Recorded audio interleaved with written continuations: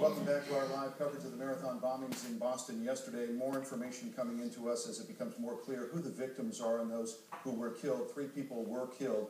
We now know that one of them was a 29-year-old restaurant manager, a woman who's been identified as one of those. Her name is Crystal Campbell. She's from Medford, Massachusetts, and had gone with her best friend to take a photograph of the friend's boyfriend crossing the finish line at the marathon yesterday afternoon. She was among the 3 killed.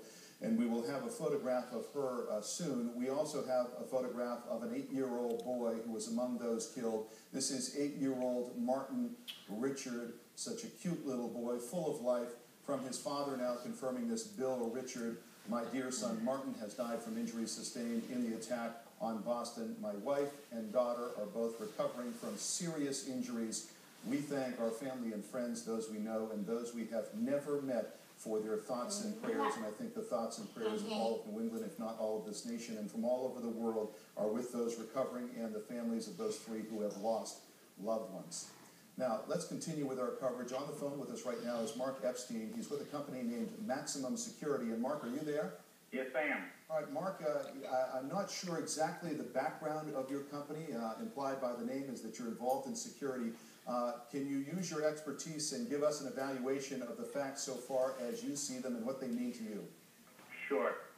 Well, I've been in this over 22 years, and part of my job is risk assessment and consulting. And when we look at these type of themes and to say, well, you know, what could we do different? New York City comes to mind. If you look at, say, Times Square in New York City and, say, New Year's Eve, there's different levels of security that you have to go through before you get to Times Square. And we could do that in Boston, and it would have helped this situation. However, you have a 26-mile route, and you can't do it for all of it. So it's a pick and choose, and it's a tough call to make. It is a very tough call to make. When we were talking yesterday to Tom Ridge, who is the former Director of Homeland Security, I posed the question to him, with an incident like this and an event like this, are we reduced to the fact of if someone really wants to do something like this, it's going to be possible if they really want to do it? Well, unless we're willing to give up the freedom that we have, we're going to have exposure, no matter how well we're prepared for these events. And, you know, one of the things that we don't realize is we have so many different federal and state and local law enforcement agencies that are working on these things that when they're successful and they stop an attack, in most cases we don't know about it. It's when it gets through that we do. And that's a very important point. I think the point has been made. There was a lot of security here that we don't know about you know, we just are unaware of at this point. I was surprised yesterday when those victims began to appear at one hospital. The doctor said we immediately checked them out for biological or radiation elements to see whether that had been part of this explosion. And that was something I had never considered, and obviously part of the training for emergency services and hospital personnel. There's an incredible amount of preparedness and specialized training that goes on every day for these people, and until we have an event like this, we're not even aware of it. And that's kind of a good thing, because we're enjoying our freedom and our way of life, and we don't need to know all those things. All right, Mark, as far as what occurred here, it's all speculation at this point until the authorities actually, you know, make an arrest or arrests. But the fact that everybody's got a cell phone these days, there are surveillance cameras all over the place, and then you also had a major event which was also being photographed and videotaped and shown live, and we've seen all the pieces of videotape. Does that make it all the more certain, and I think it would, that someone's going to be caught? I wouldn't go as far as saying certain, but the probability, especially in such a high-profile, well-photographed place, I think we're definitely going to find out who or who we think it is. I don't think their goal was to get away with it.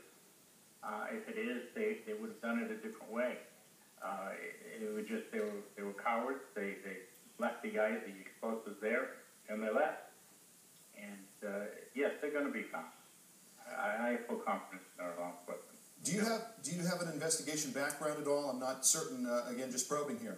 Yes, I've been a private investigator for over 20 years. What does this, what does this tell you, what the facts are so far? Does this speak to you as something of international terrorism, domestic terrorism, or could this just be a mentally unstable person who decided to do something like this? You know, obviously I'm not aware of all the facts, but of the little bit that we know, the fact that they were 10 seconds apart usually is not enough time for the organized second explosion to wait for the first responders to get to it. It almost seems to me like they were trying to have them go off at the same time, and they were off a little bit. And the little bit that we know about the explosives, it sounds a little bit more homemade. So it's probably people who are in line with some of these foreign terrorists, but not necessarily well-financed and well-organized. Does the fact that there were two bombs and they did go off fairly close to each other indicate to you that this was something on a timed device, or was this something that was probably set off, these bombs, remotely, say, by cell phones? No way to really tell. If they were timed and done well, they either could have gone off together, or possibly 1 or 2 minutes or more apart to draw in more people before the second one goes off. And Mark, as you deal with these sorts of issues and risk in your business, do you deal also with the psychological impact? And if so, where do people sort of go from here?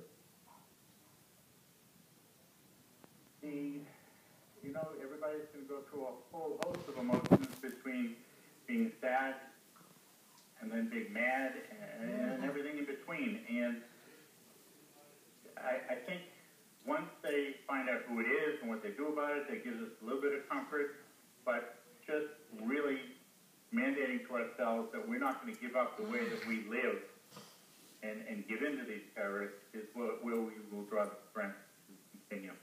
Well, words of wisdom from Mark Epstein of the company Maximum Security. Mark, thanks for being with us this afternoon. We appreciate your perspective as part of our coverage this afternoon. You're welcome. Thank you. All right, more information on the young woman.